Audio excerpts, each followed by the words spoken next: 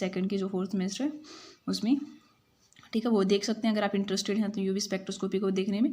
तो beer Lambert's law है इसमें, एक ग्रोथर ड्रोपर्स लॉ आएगी, एक आइंस्टीन्स लॉ है, ठीक है। ये 3 लॉ हैं, काफ़ी इंपॉर्टेंट है। फिर हम एक इसमें पढ़ेंगे सबसे इंपॉर्टेंट जबलोंस्की डायग्राम, उसमें हम पढ़ेंगे फ्लोरोसेंस, फोस्फोरेंस क्या होता है, ठीक है, इंटरनल सिस्टम क्रॉसिंग, वो ऑल थिंग्स, ये काफ़ी इंपॉर्टेंट, सिक्वेशन फिक्स होता है, ठीक है। तो देखो एक सिंपल, एक पहले लैम्बर्ट था फिर बियर, दोनों कंबाइन करके हम बियर लैम्बर्ट लॉ बोल देते हैं, ठीक है। तो लैम्बर्ट्स लॉ तो सिंपल ये बोलती है, जैसे कोई भी आपका मटेरियल है, आप मान लो जिसमें लाइट आप ऑब्जर्व कर रहा है कोई भी मीडियम, उसमें जो इंटेंसिटी है ना, जो भी आप लाइट डाल रहे हो जैसे इंसिडेंट लाइट की, वो किस पे डिपेंड करेगी। तो इस जो लैम्बर्ट्स लॉ है अकेली, वो आपकी स्टेटमेंट जैसे -di/dx डायरेक्टली होती है, वो इंटेंसिटी कितनी आप डाल रहे हो कोई रेडिएशन में, ठीक है। तो रेट आप इसको डिफाइन करो तो रेट एट विच, जिसमें ये इंटेंसिटी है, नेगेटिव मतलब डिक्रीज हो रही है, किसके साथ, ये क्या है, एक्स क्या, थिकनेस, जो भी मीडियम आप ना कि कितनी थिकनेस ले रहे हो आप, उसकी कितनी की है थिकनेस ऑफ मीडियम, वो डायरेक्टली प्रोपोर्शन किसकी होती है, इंटेंसिटी के, ठीक है। इस कांस्टेंट को हटाने के लिए आप के यूज कर सकते हो कि -di/dx इक्वल टू के यहाँ पे क्या है, सिंपल कांस्टेंट है, ठीक है। तो आप इसको लिख सकते हो जैसे -di/dx इक्वल टू आपने के आई ले लिया, इसका ऑल थिंग्स आप इंटीग्रेशन करोगे, di/i, इसको आई को इस साइड ले जाओ, के इंटू डी एक्स कर ले, तो इसको सोल्व करके ओवरऑल टर्म आपके पास इतनी आ जाएगी, I equal to i0 into e⁻⁻k। Simple, ये तो बताइए आपको di/i किसके हो जाएगा, log equal to K X. अब आप सिंपल एक्स की टर्म में चाहिए तो आई को इस साइड अपोजिट करें तो एंटी लॉग की टर्म में, तो ये सिंपल है। अब ये तो थी आपका लैम्बर्ट, अब देखो बियर लॉ करनी है, बियर लैम्बर्ट लॉ पूछे तो उसमें क्या हो जाएगा, सिंपल देखो -di/dx, यही जो इंटेंसिटी वो डायरेक्टली हो जाएगा, इंटेंसिटी उसकी कितनी है, कंसंट्रेशन कितनी है, इनटू पाथ लेंथ कितनी है, जो आप जिस मेट में वो ले रहे हो ना उसकी, उस इंटेंसिटी के ऊपर और कंसंट्रेशन पे डिपेंड करके, ठीक है। तो इसको वैसे कंप्लीट जब हम सोल्व करते हैं या बियर लैम्बर्ट, तो ऐसे भी लिख सकते हैं हम, A equal to epsilon and concentration into path length पे डिपेंड कर रहा है, और ये आपका कांस्टेंट, ये होता है एब्जॉर्बेंस, डायरेक्टली होता है कंसंट्रेशन और डायरेक्टली होता है पाथ लेंथ की जो ट्यूब है। इस कांस्टेंट को हटाने के लिए कांस्टेंट आता है, इसको बोलते हैं molar absorption coefficient, molar absorption into CL होता है। इसको भी डिफाइन करना हो तो आप वैसे सकते हो A/CL, ठीक है, ये आपने इसको डिफाइन कर लिया इतना। अब इसकी यूनिट भी, एब्जॉर्बेंस क्या होती है आपके पास, log I0/I होती है, और जो ट्रांसमिटेंस होती है वो होती है आपके पास क्या, I/I0, I0 होती है इंसिडेंट लाइट, ये होती है ट्रांसमिटेंट लाइट, ये आपको इसकी वो यूनिट, क्योंकि इंटेंसिटी कैंसिल, इसकी यूनिट को क्या हो जाएगी, ऑप्शन की निकालनी आ जाए तो। एब्जॉर्बेंस की कुछ यूनिट है नहीं, कंसंट्रेशन क्या होती है आपके पास, मोल पर लीटर, लेंथ की क्या होती है, मीटर, तो इसकी क्या हो जाएगी unit, mole inverse litre centimetre inverse, unit बता सकते हो। तो ये इस वीडियो में हमने क्या डिस्कस किया कि फोटोकेमिस्ट्री है क्या, एप्लीकेशंस, बियर लैम्बर्ट्स लॉ, और आगे आपका ग्रोथर ड्रोपर लॉ है वो तो बिल्कुल ही सिंपल है, उसमें सिंपल ये बोलते हैं कि कोई भी मॉलिक्यूल है, जैसे आप रेडिएशन डालते हो तो ये जरूरी नहीं है कि वो सारी रेडिएशन को अब्जॉर्ब कर लेगा, ट्रांसमिट कर देगा, तो कुछ को तो वो अब्जॉर्ब कर लेता है रेडिएशन को, कुछ को वो रिफ्लेक्ट कर देता है, कुछ रेडिएशन को ट्रांसमिट कर देता है, ठीक है। बट जो केमिकल चेंज होंगे ना इस मॉलिक्यूल में, जो भी रिएक्शन करेगा वो किसकी वजह से होगा, जो रेडिएशन को वो अब्जॉर्ब कर रहा है, तो ये सिंपल आपकी बोलती है ग्रोथर ड्रोपर लॉ।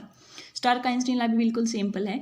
तो नेक्स्ट जो वीडियोज होगी उसमें हम जो 2 लॉज हैं उनको अच्छे से डिस्कस करेंगे एंड जबलोंस्की डायग्राम, और उसके बाद एक वीडियोज और लगेगी उसमें हम अपना कंप्लीट कर देंगे, तो 3 to 4 वीडियोज में फोटोकेमिस्ट्री हो जाएगी आपको।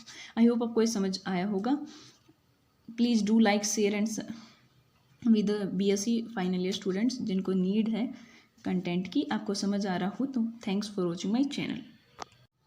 Hello everyone, first of all welcome to my YouTube channel. In this video we will discuss about Stokes-Einstein's law, Grother-Dropper's law and Jablonski diagram. In 3 tape को हम एक्सप्लेन करेंगे। जो लास्ट वीडियोस थी I hope आपको समझ आई होगी, उसमें हमने फोटोकेमिस्ट्री क्या होती है, क्या उसकी इम्पोर्टेंस है, एप्लीकेशंस क्या हैं, एंड हमने बियर्स लॉ, लैम्बर्ट्स लॉ क्या होती है, उसमें एक टर्म रह गई थी क्या, जो हमने बियर्स लैम्बर्ट्स लॉ पढ़ी थी ना, उसकी एक लिमिटेशंस होती है, 2 लिमिटेशंस हो सकती हैं मेनली। एक तो वो सिर्फ ओबे होती है मेनली फॉर मोनोक्रोमेटिक लाइट, जो आप लाइट रेडिएशन यूज़ कर लेना वो मोनोक्रोमेटिक होनी चाहिए। मोनोक्रोमेटिक का मतलब सिंगल वेवलेंथ, एक ही टाइप की लाइट। जैसे फॉर एग्जांपल सोडियम आप यूज़ करते हो, सोडियम कलर की वेवलेंथ आती है जिसकी वेवलेंथ होती है 5893 एंगस्ट्रॉम, मतलब आपका जो भी रेडिएशन आप यूज़ करो वो मोनोक्रोमेटिक लाइट होनी चाहिए, एक तो ये कंडीशन है उसके लिए। और एक है ना जो सॉल्यूशन आप ले रहे हो ना वहाँ पे, तो वो कंसनट्रेटेड नहीं होना चाहिए। ज़्यादा कंसनट्रेटेड सॉल्यूशन होगा तो वो ओबे नहीं करता, उसका रीज़न होता है रिफ्रैक्टिव इंडेक्स वगैरह। अब हमारे पास इतना टाइम नहीं है कि मैं वो डिटेल से, उसमें एक वीडियो भी लग सकती है, तो हम फिर नेक्स्ट वीडियोज़ और होगी उसमें डिस्कस करेंगे। पहले आपका मेनली जो सिलेबस है उसको कंप्लीट कर देते हैं। तो इसमें क्या है कि जो हाईली क्या होना चाहिए आपके पास, डाइल्यूट सॉल्यूशन होना चाहिए। आप ऐसे बोल सकते हो ओबे होगी only for monochromatic light, only for dilute solutions, not for concentrated solutions के लिए, और कांस्टेंट टेम्परेचर। ये 3 कंडीशंस है जिसके ऊपर ये ओबे करती हैं, जो हमने देखा है, ठीक है। और उसका जो सिग्निफिकेंस वगैरह आ जाए मोलर एब्जॉर्प्टिव कोफिशिएंट का, तो वो हमने बता दिया था, वहाँ से आपको यूनिट बता सकते हो कैसे एब्जॉर्बेंस ट्रांसमिटेंस को मेजर कर सकती हैं, ठीक है। और एब्जॉर्बेंस ट्रांसमिटेंस की टर्म हमने बता दी थी। अब देखिए जो ग्रोथर्स ड्रॉपर ला है वो क्या बोलती है, मैंने लास्ट वीडियोज़ में भी बता दिया इसको, ये फर्स्ट ला है फोटोकेमिस्ट्री की। वैसे ग्रोथर्स ड्रॉपर ला जो हमने बताई थी लास्ट वीडियोज़ में भी आपको, जो ग्रोथर्स ड्रॉपर ला होती है इसको हम फर्स्ट ला ऑफ फोटोकेमिस्ट्री भी बोल देते हैं। और वैसे मेरी राइटिंग थोड़ी अच्छी नहीं है, बट जो मैं बोल रही हूँ आप उस पर ध्यान दीजिए, आई होप आपको समझ आ जाएगा। हाँ ठीक है। तो ग्रोथर्स ड्रॉपर्स ला ये क्या बोलती है कि कोई भी जैसे लाइट इंसिडेंट करवाते हो आप किसी बॉडी पे, कोई भी मॉलिक्यूल्स है, फॉर एग्जांपल ये मॉलिक्यूल्स लिए आपने, यहाँ पे आपने लाइट इंसिडेंट करवाई, ठीक है, लाइट इंसिडेंट करवाई, तो कुछ पार्ट तो उसका लाइट का रिफ्लेक्ट कर देता है, वो ट्रांसमिट कर, कुछ ये अब्जॉर्ब कर लेता है। तो ये हमने बता दिया कुछ पार्ट रिफ्लेक्ट कर रहा है, कुछ ट्रांसमिट कर रहा है, कुछ वो अब्जॉर्ब कर लेगा। तो जो रेडिएशन उसने अब्जॉर्ब किया ना उसी की वजह से केमिकल चेंज होंगे। तो अब्जॉर्ब जो रेडिएशन होंगी उसी की वजह से क्या होंगे आपके केमिकल चेंज, ठीक है। जो भी आपके केमिकल चेंज प्रोड्यूस होंगे only by those radiation which are absorb by that molecules, जो भी आपने बॉडी ली है उसके।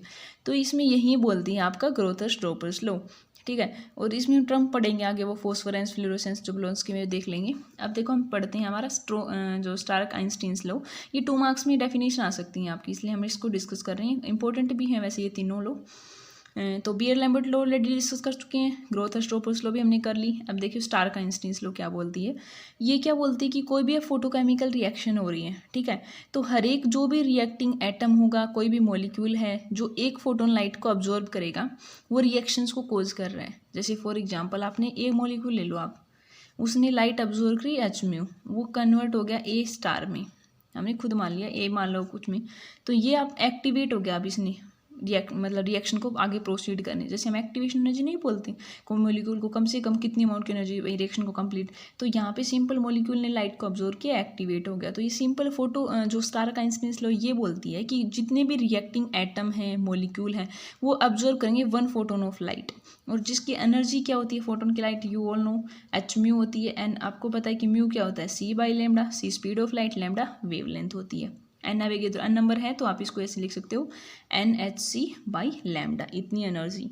तो इसमें ये भी बोल सकते हैं जो कितनी एनर्जी अब्जॉर्ब हुआ पर मोल ऑफ सब्सटेंस, उसको हम नाम देते हैं आइंस्टीन। इसका नाम से ही है, जो स्टार्क आइंस्टीन है, आइंस्टीन अकेले को डिफाइन करना हो तो आप बोलोगे कि how many amount of energy absorb by a किसी मॉलिक्यूल के द्वारा पर मोल ऑफ सब्सटेंस, ठीक है। अगर इसकी यूनिट करनी हो, इसमें सारी वैल्यू पुट करें ना, अवेगेद्रो नंबर की वैल्यू पुट करें हम, प्लैंक कांस्टेंट की ओल आल्सो करके, तो आपके पास ये टर्म आती है, इसकी वैल्यू आती है 2.86/λ कैलोरी पर मोल, ठीक है। SI में लेते हैं, SI ये तो हमने CGS में है, SI यूनिट में लेते हैं तो इसकी वैल्यू आती है 11.97/λ इंटू 10⁻⁵ किलो जूल पर मोल।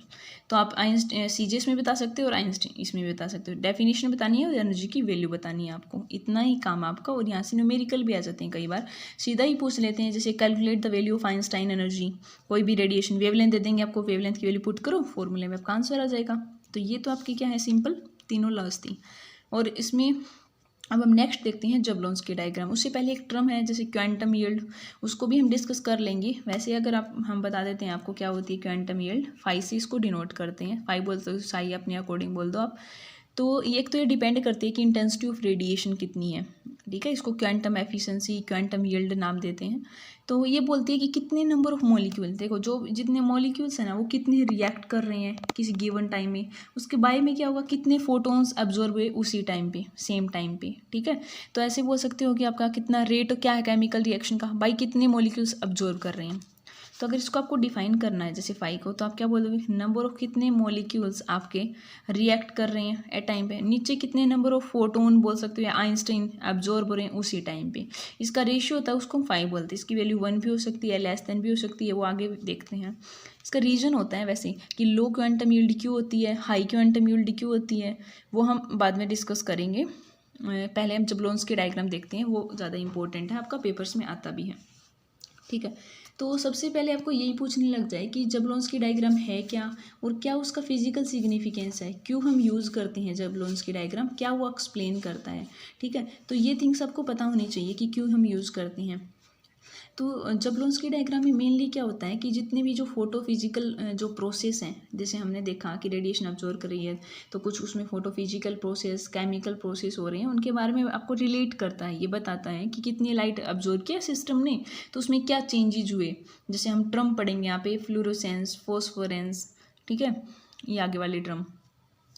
तो हम इसको जबलोन्स की डायग्राम आपका सिंपल देखो क्या होता है। नीचे जैसे आपका ये है आपका ग्राउंड स्टेट मान लो आप, सिंपल ये ग्राउंड स्टेट मान लिया हमने। ये आपके जो एक्साइटेड स्टेट्स हैं, एक आपने टर्म सुना होगा, एक होती है आपके पास सिंगलेट, एक होती है आपका ट्रिपलेट। कहाँ से आती है ये, स्पिन मल्टीप्लिसिटी सुना होगा आपने, 2s+1। एस की वैल्यू आपकी 1/2 है। जैसे कितनी इलेक्ट्रॉन्स पेयरिंग से आप देखते हो कितनी है, जैसे मान लो दोनों सेम टाइप के पेयर हैं, या एक ऐसे है कि यहाँ तो एस की वैल्यू 0 आ जाएगी, +1/2 -1/2। मान लो एस की वैल्यू अगर 0 है तो यहाँ पे किसकी वैल्यू कितनी आ जाएगी, 1 आ जाएगी। अगर एस की वैल्यू आपका 1 है तो यहाँ पे टोटल वैल्यू कितनी आ गई, 3 मीन्स ट्रिपलेट, जिसको हम टी से डिनोट करते हैं। तो यहाँ पे 2 टाइप ऑफ एक्साइटेड स्टेट है, एक आपको डिनोट कर रहे हो आप S1 से है, ये दूसरी आप मान लो S2 है, तीसरी आपका S3 है, और इस साइड है आपका ट्रिपलेट, ये आपका T1 है, ये आपका T2 है, इससे इसकी एनर्जी कम है थोड़ी, ये आपका T3 है। ठीक है, ये ग्राउंड स्टेट में मॉलिक्यूल है, जब रेडिएशन को ऑब्जॉर्व करेगा तो किस में चला जाएगा आपका एक्साइटेड स्टेट में। यहाँ उसने क्या किया, एब्जॉर्प्शन किया सिंपल मॉलिक्यूल का। ठीक है, इसमें ये अलग अलग चेंज होंगे, जैसे एक रेडिएशन आपका ये प्रोसेस है, ये ऐसे रेडिएशन को ऑब्जॉर्व करके वो पहुँच रहा है। अब जैसे मेनली इसमें जो प्रोसेस हैं आपके 4 प्रोसेस देखो आप, एक होता है फ्लोरोसेंस, एक होता है आपका फॉस्फोरेंस, एक होता है आपका इंटर सिस्टम क्रॉसिंग, एक होता है इंटरनल कन्वर्जन IC। देखो कौन सा कब होता है ये देखो, जैसे अगर ट्रिपलेट एक्साइटेड स्टेट से वो ग्राउंड स्टेट पे आ रहा है तब होता है आपका फॉस्फोरेंस। ठीक है, और ये जब आपका सिंगलेट एक्साइटेड स्टेट से ट्रिपलेट एक्साइटेड में आ रहा है आपका, तो ये होते हैं आपका ISC, इंटर सिस्टम क्रॉसिंग। ये ऑल ISC हैं, मतलब इंटर सिस्टम क्रॉसिंग। और सेम में जैसे सिंगलेट में ही आपका एक्साइटेड से S2 से S1 पे आ गया, S3 से S2 पे आ गया, ये टर्म क्या है, इंटरनल कन्वर्जन IC, इसको IC बोलते हैं, और ये कन्वर्जन हो रहा है इसको बोलते हैं ISC। ठीक है, तो ये आपस में जो कन्वर्जन हो रहे हैं ये आपका सेम में है, स्पिन स्टेट सेम है यहाँ पे, तो इंटरनल कन्वर्जन, अपोजिट में है तो ISC।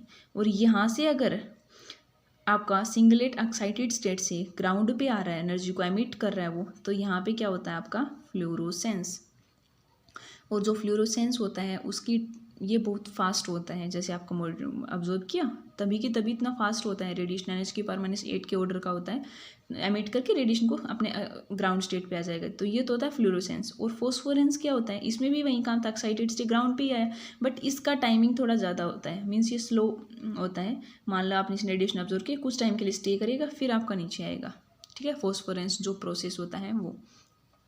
तो जो आपका एक रेडिएटिव प्रोसेस होगा, एक नॉन रेडिएटिव। तो देखो 2 टाइप के प्रोसेस हमने बताए आपको, एक रेडिएटिव है, एक आपका नॉन रेडिएटिव। तो रेडिएटिव में तो रेडिएशन से रिलेटेड, उसमें तो आपके यहाँ आगे 2 फ्लोरोसेंस और फॉस्फोरेंस। और जो नॉन रेडिएटिव है उसमें 2 आगे आपके पास ISC एंड IC। ठीक है, तो अब हमने ये थिंग्स बताई है, इसके अकॉर्डिंग आप एक्सप्लेन कर सकते हो कि कौन सी टर्म क्या है, उसमें कैसे रेडिएशन का ऑब्जॉर्व किया, ये चीज़। अब इसमें आपको पूछेंगे जैसे फ्लोरोसेंस क्या है, फॉस्फोरेंस क्या है, तो फ्लोरोसेंस क्या डिफाइन करोगे, the instantaneous emission of radiation in this transition. Instantaneous का मतलब बहुत फास्ट होती है, तो आपको ये टर्म लगानी पड़ेगी, इंस्टेनियस एमिशन। रेडिएशन को, क्योंकि देखो आपको एक्साइटेड से ग्राउंड पे आ रहा है तो रेडिएशन को एमिट करके आएगा, तो इंस्टेनियस एमिशन ऑफ रेडिएशन। ठीक है, उसको क्या बोल देंगे हम, फॉस्फोरेंस, मतलब फ्लोरोसेंस। और अगर थोड़े टाइम के ले रहा है एमिशन ऑफ रेडिएशन ट्रांजिशन में, बट वो थोड़ा सा स्लो है इसकी कंपेयर में, तो वो फॉस्फोरेंस हो गया आपका। और ये हमने आपको डिफाइन कर ही दिया। इनमें आपका लाइट की जरूरत नहीं होती। आईएससी ये होता है हीटिंग, नॉन रेडिएटिव प्रोसेस होते हैं आपके। इसमें जो अक्सर एनर्जी लॉस होती है ना इन दोनों में, आईएससी एंड आईसी, इनमें होता है आपका हीट की फॉर्म में वो लूज कर देते हैं, कोलिजन करते हैं एक दूसरे के साथ में, तब तो वो होता है इंटरनल कन्वर्जन। देख लिया हमने। आईएससी में क्या होता है, स्पिन स्टेट आपका चेंज होती है, एक अपोजिट में आती है। तो ये आपको सारे प्रोसेस एक्सप्लेन करने पड़ेंगे कि कौन सा क्या हो रहा है आपका फ्लोरोसेंस में, क्या हुआ आपका सिंपल, मतलब जैसे मान लिया आपने S1 स्टेट थी, वो S0 पे आ गया, लाइट उसने लॉस कर दी, मतलब एमिट कर दी, तो इसको हम फ्लोरोसेंस बोलेंगे। ऐसे ही हम यहाँ ट्रिपलेट से आया तो दोनों सेम ही है। ये आपका क्या हो गया, फोस्फोरेंस वाली टर्म होगी, ठीक है। तो ऐसे आपको डिफाइन करना है। जैसे इंटर सिस्टम क्रॉसिंग है, उसमें आपका जैसे ट्रिपलेट एक्साइटेड स्टेट था, ये ट्रिपलेट मान लो आप, जैसे आपका T1 से आपका S0 प्लस इसमें जा रहा है, हीट लूज कर रहा है आपका ऐसे। तो ये जम्बलोन्स की डायग्राम है, इसकी चारों टर्म आपको एक्सप्लेन करनी है। नेक्स्ट वीडियोस में जो आपका 1 या 2 वीडियोस लगेंगी, बाद में फोटो केमिस्ट्री आपका कंप्लीट हो जाएगा। फिर हम ट्राई करेंगे कि एक वीडियो आपके न्यूमेरिकल्स की भी हो, काफ़ी इंपॉर्टेंट है वो। Thanks for watching my channel.